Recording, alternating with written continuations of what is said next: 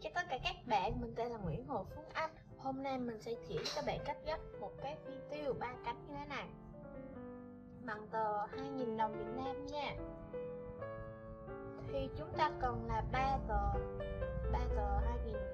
Các bạn cũng có thể dùng tờ 5.000 đồng nhé. Rồi, đầu tiên chúng ta sẽ gấp đôi tờ tiền này lại.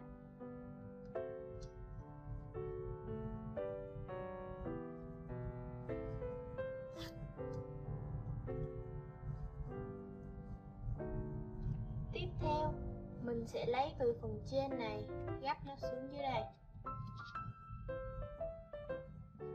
Các bạn gấp sao cho phần này nó dọc nhọn và chỗ này nó thẳng nhé.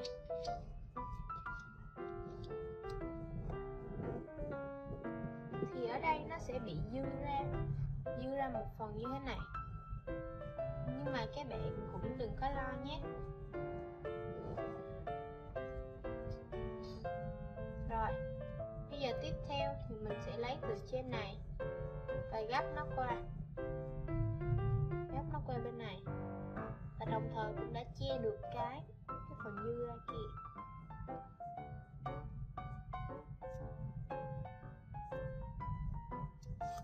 Đó, các bạn có thể thấy đúng không? Phần này các bạn gấp sao cho nó nhọn chỗ này nhé. Mình sẽ vuốt nó. Rồi, tiếp theo thì mình sẽ lấy từ phần dưới này và gấp nó cao lên trên đây.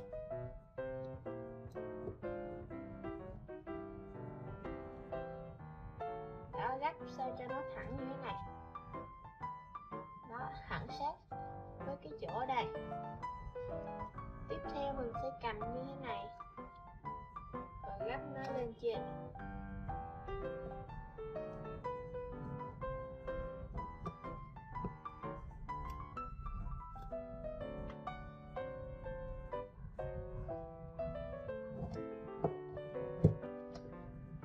Và bây giờ mình sẽ mở nó xuống.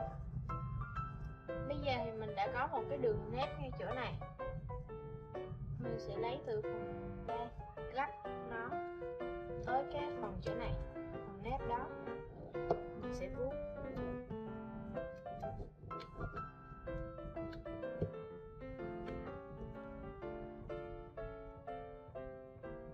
Sau khi vuốt xong thì mình sẽ mở ở phần này lại. Và ở phần giấy này mình sẽ lấy từ trên này và gấp nó xuống dưới đây.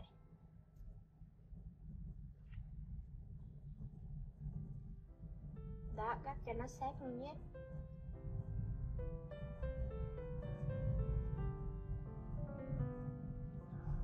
Tiếp theo thì mình sẽ canh ngay từ phần góc nhọn của cái hình vừa mới gấp này, ở đây nhé, ngay vừa sát đó. Mình sẽ lấy từ đó và gấp nó chéo qua.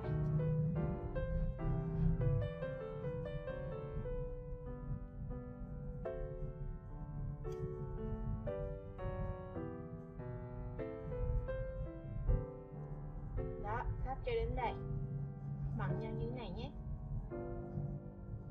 Rồi, phần này thì mình sẽ gấp sát vào, còn chỗ này mình gấp ngay chỗ đây.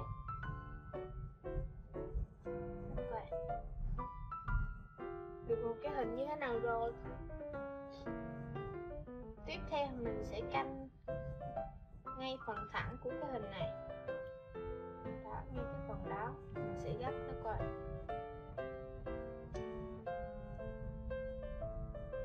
Gấp nó qua cho đến mặt này.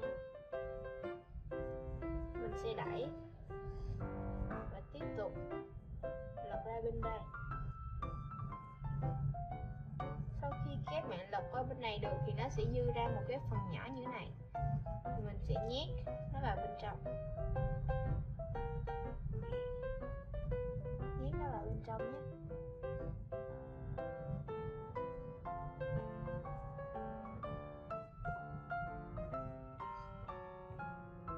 Các bạn có thể dùng một cái thước để đẩy nó vào.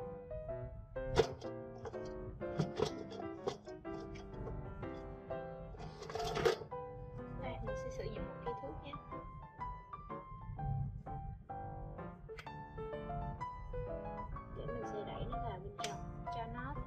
sát.